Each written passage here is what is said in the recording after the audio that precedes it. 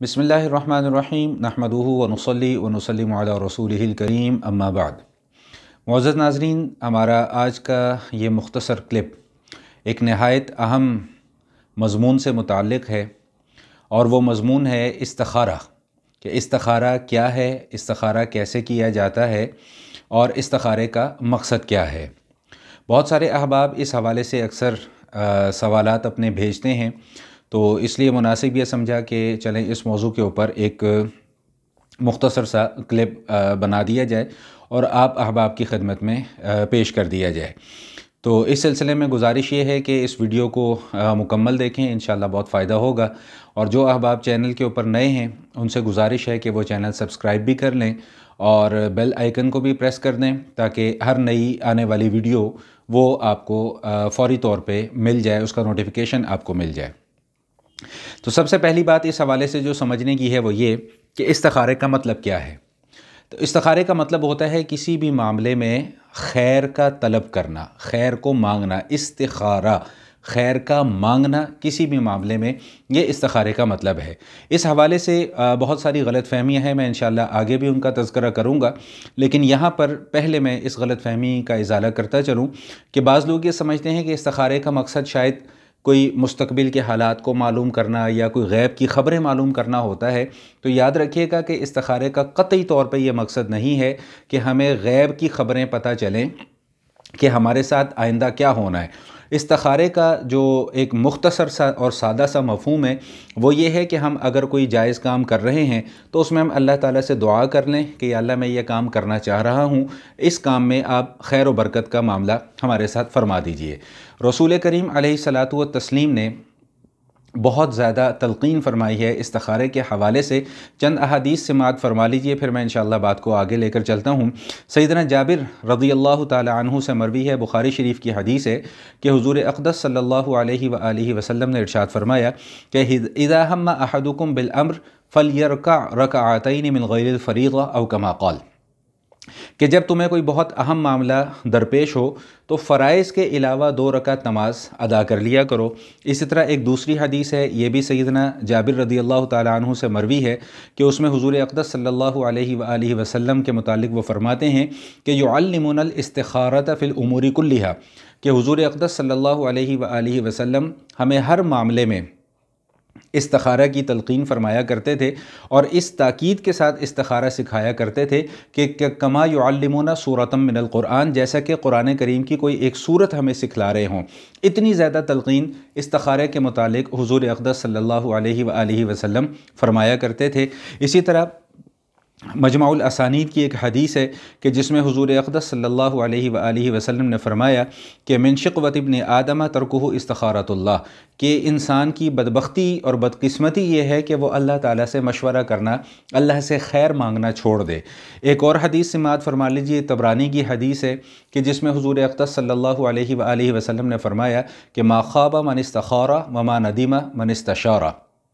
2 کاموں کی تلقین فرمائی ہے کہ وہ شخص کبھی رسوا نہیں ہوگا جو استخارہ کرتا ہے، اور وہ شخص کبھی شرمندہ نہیں ہوگا جو استشارہ کرتا ہے، یعنی مشورہ کرتا ہے۔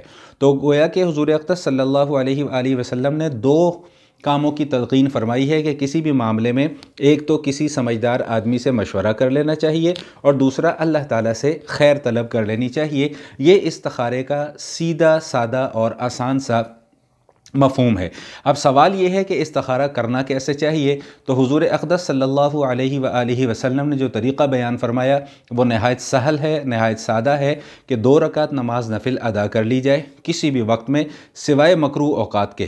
مکروہ اوقات کے علاوہ کسی بھی وقت میں 2 رکعت نماز نفل ادا کر لی جائے، اور اس کے بعد ایک استخارے کی مسنون دعا ہے جو نماز کی ہر کتاب میں آخر میں تقریباً لکھی ہوئی ہوتی ہے، اس دعا کو پڑھ لیا جائے، اور جس معاملے میں استخارہ کر رہے ہیں اس معاملے کو اپنے ذہن میں رکھ کر اللہ تعالیٰ سے خیر طلب کی جائے کہ اللہ میں یہ کام کرنا چاہ رہا ہوں، اس میں آپ میرے متعلق جو ہے وہ رہنمائی فرما دیجئے اور خیر کا فیصلہ فرما دیجئے۔ تو انشاءاللہ ثم انشاءاللہ اللہ جل شانہ کی جو رحمت جو ہے وہ متوجہ ہوگی، کیونکہ ایک سنت کے اوپر عمل کیا جا رہا ہے، اور جب بھی سنت پر عمل کیا جاتا ہے تو اللہ تعالیٰ کی رحمت خاصہ جو ہے وہ شامل حال ہوتی ہے۔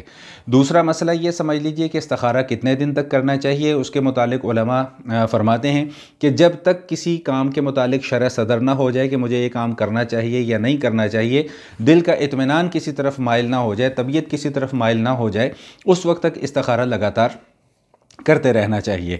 اب یہاں پر بہت ساری چیزیں کی جو ہے وہ آمیزش کر دی گئی ہے، ملاوٹ کر دی گئی ہے، جن کا سنت سے کوئی تعلق نہیں ہے۔ میں نہایت اختصار کے ساتھ چند باتیں عرض کر دوں۔ مثال کے طور پہ سب سے پہلی غلط فہمی جو میں نے بتلائی کہ استخارے کا مقصد غیب کی خبر معلوم کرنا نہیں ہوتا، کیونکہ غیب کا علم صرف اور صرف اللہ کے پاس ہے۔ دوسری جو غلط فہمی اذہان کے اندر ڈالی گئی ہے وہ یہ کہ استخارہ کسی اور سے کروا لینا چاہیے۔ بھائی استخارہ تو خود کرنے کی چیز ہے، کسی اور سے کیوں کروایا جائے؟ کام میرا ہے، میں کسی اور سے کیوں استخارہ کرواؤں؟ یہ غلط فہمیاں ہمارے اذہان میں ڈال دی گئیں۔ کچھ ٹی وی کے اوپر لیپ ٹاپ لے کے بیٹھ جاتے ہیں، کسی نے کوئی طریقہ گھڑ لیا، کسی نے کوئی طریقہ گھڑ لیا۔ یہ سارے کے سارے طریقے خلاف سنت ہیں۔ مسنون طریقہ وہی ہے کہ 2 رکعت نماز نفل ادا کرنے کے بعد اللہ تعالیٰ سے خیر طلب کر لی جائے۔ پھر اس کے اندر ایک غلط فہمی کی آمیزش اور یہ بھی کر دی گئی کہ جی استخارے کے بعد کسی خواب کا آنا بہت ضروری ہے، حالانکہ استخارے کا خواب کے ساتھ کوئی تعلق نہیں ہے۔ پھر اس میں ایک آمیزش اور یہ کر دی گئی کہ جی خواب میں کوئی سبز رنگ نظر آئے تو اچھی بات ہے، سرخ یا سیاہ رنگ نظر آئے تو یہ غلط بات ہے، حالانکہ اس کا بھی کوئی نبی علیہ السلام کے سکھلائے ہوئے استخارے سے اس کا کوئی تعلق نہیں ہے۔ تیسری آمیزش اس کے اندر یہ کر دی گئی کہ جو خواب میں کوئی بزرگ آئیں گے وہ آ کے آپ کو بتائیں گے کہ یہ کام کرنا ہے یا نہیں کرنا ہے۔ اب ایک عام جو انسان ہے اس کا خواب بھی عام ہے، کیا پتہ کوئی شیطان ہی خدا نہ خواستہ کسی انسانی شکل میں آ کے کسی غلط کام کی طرف توجہ دلا دے اور وہ غلط کام کرنے پر مجبور کر دے۔ تو بہرحال ان چیزوں کا مسنون استخارے کے ساتھ کسی قسم کا کوئی تعلق نہیں ہے۔ یہاں پر ایک چیز میں اور بھی عرض کرتا چلوں کہ استخارے کی ہمیں تلقین کیوں کی گئی ہے، تعلیم کیوں دی گئی ہے کہ زمانہ جاہلیت میں لوگ فال نکالا کرتے تھے، سفر کرنا ہوتا تھا تو تیروں کو پھینکا کرتے تھے۔ تو کوئی تیر اگر فلاں سمت میں چلا گیا تو سفر کریں گے، فلاں سمت میں چلا گیا تو سفر نہیں کریں گے۔ نبی پاک صلی اللہ تعالیٰ علیہ وآلہ وسلم نے آ کر ان رسموں کو توڑا۔ ہمارے پورے کے پورے دین کے اندر رسم اور رواج نہیں ہیں، سنتیں ہیں اور احکام ہیں۔ جو ان سنتوں اور احکام کے مطابق زندگی گزارتا ہے اس کی یہاں پر بھی کامیابی ہے اور آخرت میں بھی جا کر کامیابی ہے۔ تو بہرحال خلاصہ کلام یہ ہے کہ استخارہ ایک مسنون عمل ہے، اور مسنون عمل کے نتائج تبھی مرتب ہوتے ہیں جب اس کو مسنون طریقے سے ہی کیا جائے۔ اپنی طرف سے چیزیں بیچ میں ایڈ کر جن کا سنت سے بھی کوئی لینا دینا نہیں ہے، سنت سے بھی کوئی تعلق نہیں ہے، جب ان طریقوں پر استخارے کیے جائیں گے تو پھر ان استخاروں کا کوئی نتیجہ بھی برآمد نہیں ہوگا۔ اللہ جل شانہ ہم سب کو فہم سلیم عطا فرمائے۔ والسلام علیکم ورحمۃ اللہ وبرکاتہ۔